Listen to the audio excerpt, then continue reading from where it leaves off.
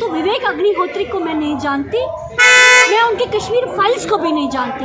मैं कश्मीरी पंडित के दर्द को जानती हूँ और एक कश्मीरी पंडित को जानती हूँ। जो कश्मीरी पंडित अपनी जान को बचाने के लिए सड़कों पे आए थे, क्या विवेक अग्निहोत्री जी गए पीएम मोदी को बोलने के लिए कि इनकी जान बचाओ, इनकी ट्रांसफर पॉलिसी लाओ?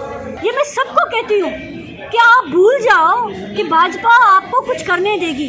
भाजपा साम दाम दंड भेद खेलती है। वो कश्मीरी पंडित मर रहे थे और वो एक ट्रांसफर पॉलिसी मांग रहे थे कि हमें टेम्पररी बेसिस पे जम्मू शिफ्ट कर दो, तो मोदी जी ने कहा गोली खाओ उधर ही बैठ के, आपको नहीं ट्रांसफर किया जाएगा।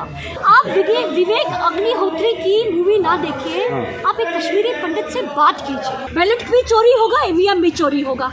So it depends on you कि आप लोगों के डिमांड पे चले एंड लॉ की इम्प्लीमेंटेशन करें। ईवीएम की कितनी धांधली होती है, कितनी वीडियोस हम देखते हैं, आज तक क्या उन वीडियोस की इन्वेस्टिगेशन हुई?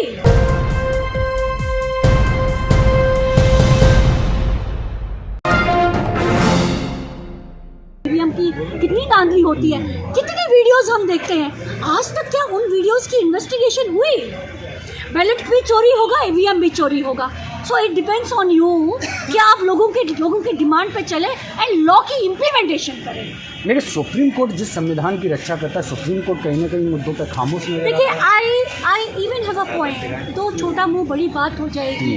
मैं एक बहुत छोटी सी वकील हूँ। मेरा मानना है कि सुप्रीम कोर्ट को भी आज की डेट में एक टाइम पे एक चीज़ बहुत ज़्यादा इम्प्लीमेंटेशन में आती थी, जिसको कहते थे सुओ मोटो कॉग्निजेंस। तो जब वो सुओ मोटो कॉग्निजेंस है, वो सुप्रीम कोर्ट को भी समझना चाहिए दोबारा से, उसको रेगुलर प्रैक्टिस में लाना चाहिए। Not only Supreme Court of India but all the high courts of the country, because they are the constitutional courts. वो हर एक जज जो सुप्रीम कोर्ट या हाई कोर्ट की कुर्सी में बैठा है, वो उसको चौकीदार माना जाता है संविधान का। तो संविधान को बचाने के लिए, चाहे वो सुप्रीम कोर्ट है या फिर हाई कोर्ट है, उसमें इनहेरेंट पावर्स वेस्टेड है, तो वो सुओ मोटो कॉग्निजेंस ले सकता है। तो जागो भारत जागो। मैम, चुनाव आयोग के साथ साथ ईडी भी जो है, ईडी की जो कार्रवाई चल रही है, उसको किस रूप में देख रहे हैं आप? देखिए, इसके आम आदमी पार्टी ने अपना झंडा गाड़ा है दिल्ली में, आपको यहाँ पर नहीं मारने देती। तो आप किसी न किसी तरीके से आम आदमी पार्टी को कमजोर करने पर लगे। छोटे लफ्जों में मुझे लगता है देश को जागने की जरूरत है। तो कोर्ट है उस पर, देश को जागने की जरूरत है। डेवलपमेंट सिर्फ मंदिर का बनना नहीं है, डेवलपमेंट एक ट्रांसपेरेंसी है। डेवलपमेंट जो है वो कानून की इम्प्लीमेंटेशन है। डेवलपमेंट जो है वो प्रोटेक्शन है ऑफ एवरीवन। और अब तो संसद में भी बोल दिया है 400 पार लाने की बात कर दी है मोदी जी ने।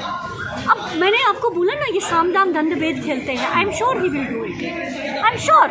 ये मैं कहती हूँ, ये मैं सबको कहती हूँ कि आप भूल जाओ कि भाजपा आपको कुछ करने देगी। भाजपा साम दाम दंड भेद खेलती है। और भाई, जब मैंने बोला साम दाम दंड भेद, तो उसमें बहुत कुछ है। You need to read between the lines. So तभी अपोजिशन के कंधों पे बहुत बड़ी जिम्मेवारी है।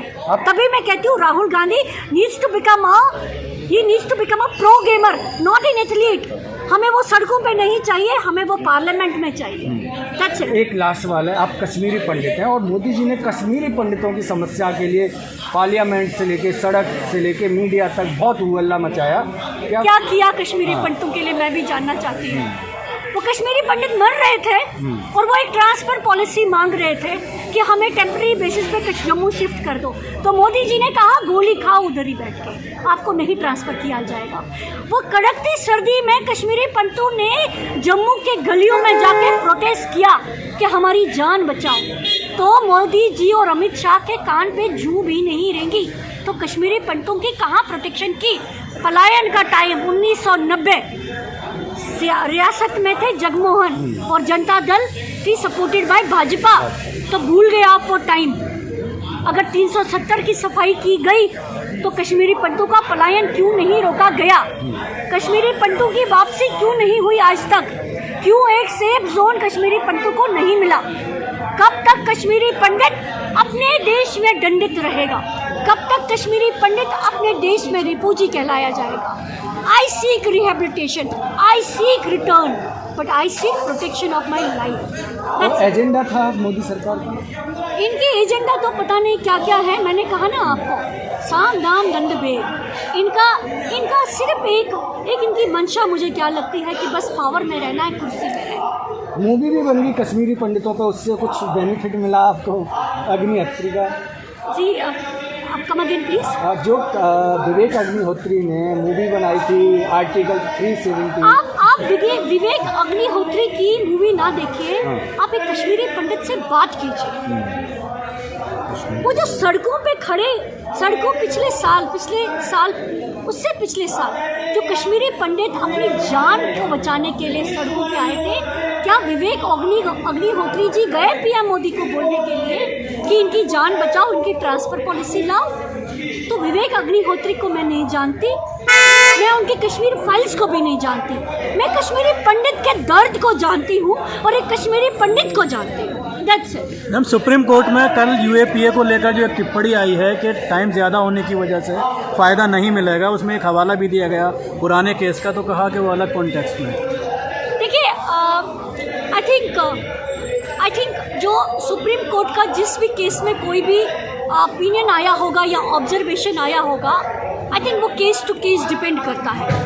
मैं खुद से यूएपीए के कितने केसेस की लॉयर हूँ डिफेंस के साइड से, मुझे दिखता है एक वीक चार्जशीट, मुझे दिखता है एक वीक चार्जशीट और मुझे दिखता है 100% एक्यूटल, राइट? सो वो सुप्रीम कोर्ट ने किस हालात में किस केस में बोला है, I will not comment, but मैंने ये आज पढ़ा है कि सुप्रीम कोर्ट कहता है कि यूएपीए के केसेस में bail is exception, jail is rule, but वो that too will depend on a strong investigation, a strong charge sheet। एक वीक चार्जशीट पे वो लागू नहीं होता है।